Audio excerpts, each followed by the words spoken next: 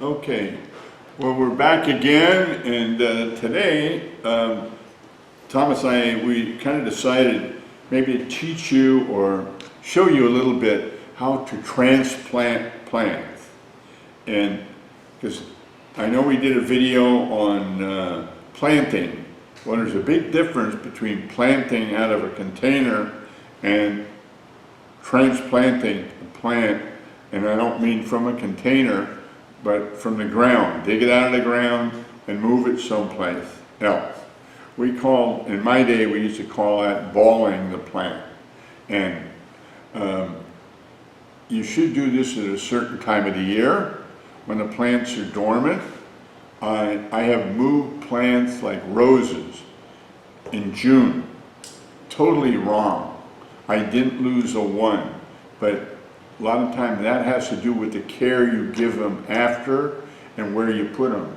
So like when you do roses at the wrong time of the year, because if you're not aware, roses have such a root system that all the soil falls off of the roots. So you can't really ball them. So you're almost transplanting them bare root, okay? And that's why we say do it when they're dormant. So what I did, it was just up the hill here, and when I transplanted them, I put them in the shade, and then I had the client water them every day, and not a lot of water in the ground, a little bit, but syringe the branches, and I cut them back. So I didn't let them all wilt down. And then they came out, and I didn't lose a one. Okay? Another plant that I will tell you in my experience you don't transplant at all is a paracantha. I transplanted something like 15 died. You know, I did everything that I could think about. And then I met another gardener, you know, you don't transplant paracanthas. And then I found out when I went to college, a lot of time, you don't want to transplant bougainvillea. Because a lot of time in bougainvillea, when we first planted them, if they got their leaves on and everything, we would cut the cans with slits all the way around and open them a little, but we wouldn't take them out. We'd put them in there, cut the bottom out, leave the can there so it'd hold the ball together. If they came apart, a lot of time they would die. Okay? These may not be for you. Try it, but don't do a whole pile. Experiment. This is what we do in gardening a lot of times anyway. And, you know, that we call doctors, you know, it's a science. They're learning. And I said, so are we. You know, we're doctors of plants. And you don't know it all. Different soil, different this and that. And so it's different. And you have to work with it. But the main thing that we're going to go out and show you is how to cut down. If you were going to do this plant, it's in the ground. We take a spade, and the spade, this is the dig part, this is the back. You turn that like this, and you go straight down all the way around this plant. And then when you go to take the soil away, you turn it over, but you don't try and touch that ball. That's why you cut down like this, and then when you scoop the soil out all the way around, then if they went down deeper, you go down deeper, okay? And then if it's a big plant, and it's going to be hard to hold or something or pick up, a lot of times, then we'll dig out this far. So we could get in there and go underneath it and put a board underneath it or something, slip something underneath it. Because if this ball breaks, a lot of time, you're going to lose the plant. So again, you're trying to hold that ball together, Yeah, Gus? yeah, that's the object. And that's why we have a little trouble in San Francisco, at least out here. It's sand. It's hard to hold the soil in. So to give you a good example, azaleas and rhododendrons, the easiest to transplant. They grow a fibrous root system. You go out on a rhododendron, you cut down as big as you could carry. I have as tall as these lights are here. I've had rhododendrons that big, and I transplanted them by myself. I would get them loose I'd shove a big shovel underneath and I'd drag them on top of the shovel. Put the shovel in and I just drag them to their new location in the yard. You know, if you're going to be moving them to another place, hey, you better bring some help because these are heavy, you know. And then you might have to do a little bit of pruning to, if you cut too many roots off, but I've done those. I've done camellias, and camellias have a fibrous root system, but they also have tap roots. And a lot of times you cut the tap root, as long as you have a good fibrous system, it'll take off again and grow perfect, you know. So these are, I had one client, she used to take her azaleas out, she'd get her little spade, dig them out like this, put aluminum foil around them and put them on her dining room table, all in bloom for part of her table decoration, and the next day she'd come out and put them back on the ground. And she did that all the time.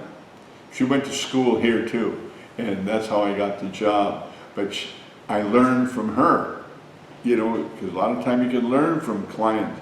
They do crazy things that we would never attempt, but they get away with it. This was a woman that she grew peonies.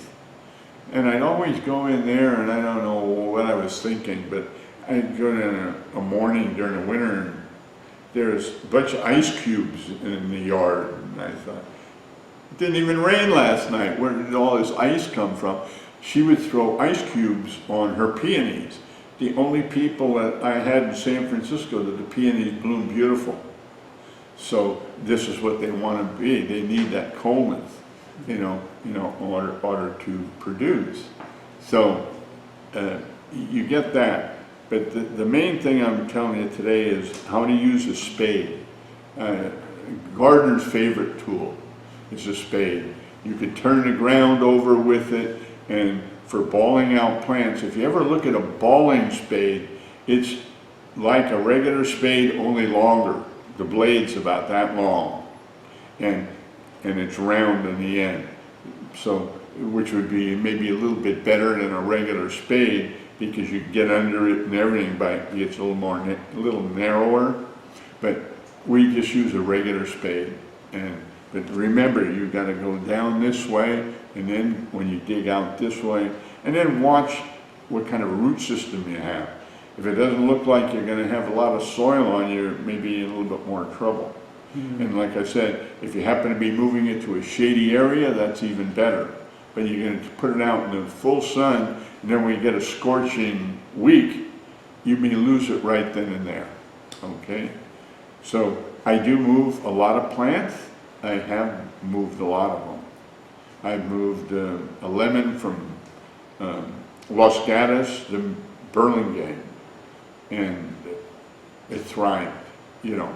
So it's how well you do. Just don't think you could go in there with a shovel, dig it out, and shirk it, and put it in the ground. Very few plants are going to make it that way. Okay? Anything else, Tom? Let's go take a look and see if we can show them, huh? Yeah, we'll go out with a spade, and we'll show you how to do it. Okay? You ready? Yep. Okay, well, Thomas is going to start, and first you go all the way around. We picked this plant because it looks like it's got a nice root system, but you still go all the way around and drive it down as far as you can, all the way around that way. And then once he gets that all the way around, then we'll turn the spade over and dig that soil out.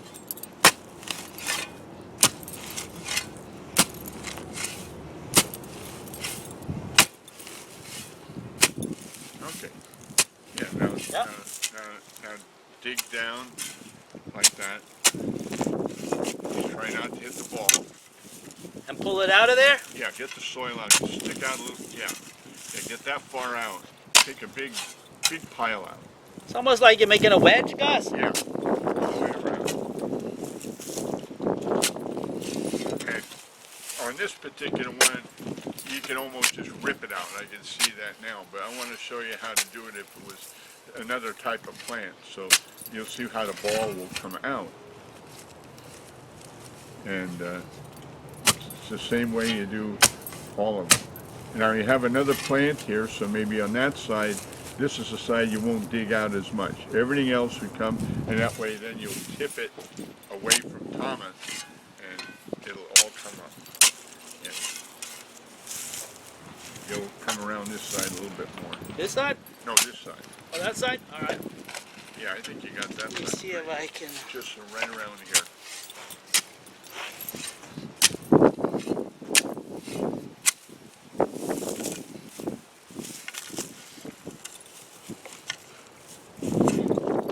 Then you can take your spade, like you're doing now, and kind of go underneath it. As you Go straight down and pop in it? Yeah. You can see it's a pretty big ball, you know. It sure is a big ball. As I say, you know, if you do anything bigger, you better have somebody else help you if you're going to have to move it. Oh, there's a little guy in it. It looks like it's probably weighs 20, 30 pounds. And then if you had to, you could go down, you could move the leaves up a little and shave it a little bit. Oh, yeah? Yeah. Okay. Straight down. So here, just take off all that. Yeah. Just to lighten the load. If you could handle it really big, you would. But if you can't, you could cut some down. And it'll be fine.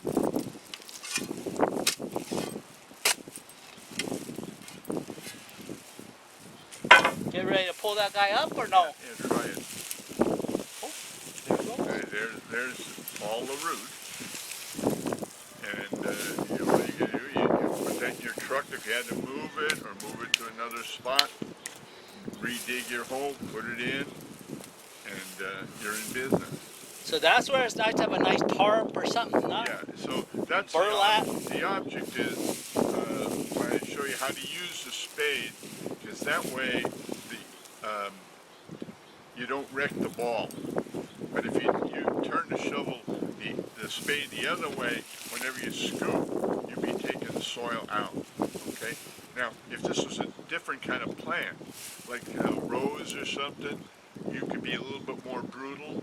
You do it when it's dormant, shake all the soil off. You can even wash off the roots.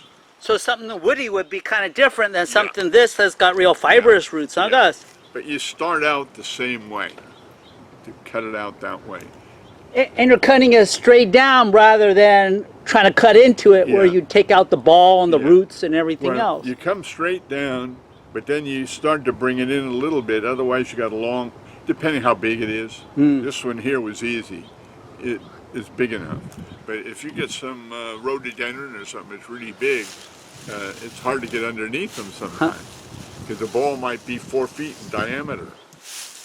And in the case of this sedge here, if you wanted to divide it, to plant it in 3, 4 different places, That's you all could it- probably yeah. do that, then huh? You got to get a little more brutal. Cut it in pieces. Because that'll divide no problems. That's right. And keep it kind of in the shade if possible. Pardon me? And keep it in the shade a little bit. Yeah, that's a trick I have found. Or if it's you do it time of year when it's foggy in San Francisco, perfect. It's just like putting it in the mist room. But if you take it on a windy, hot day, they dry out real fast. And So then a lot of times, what I used to do, I get a misting sprinkler head, put it on a pipe right next to the plant, and just leave that on all day long. You know, you're not using much water because it's just like a little mist. And you mentioned for woody plants too, sometimes you'll cut off some of the top too, huh? Yeah, right. So it's not breathing out as Exactly. much Yeah. water. Yeah, usually like roses and fruit trees and things like that, you cut them back, Ah, you know. okay. You can plant that back now. That about it, huh? Well, thank you very much. Yeah, okay. We'll see you later.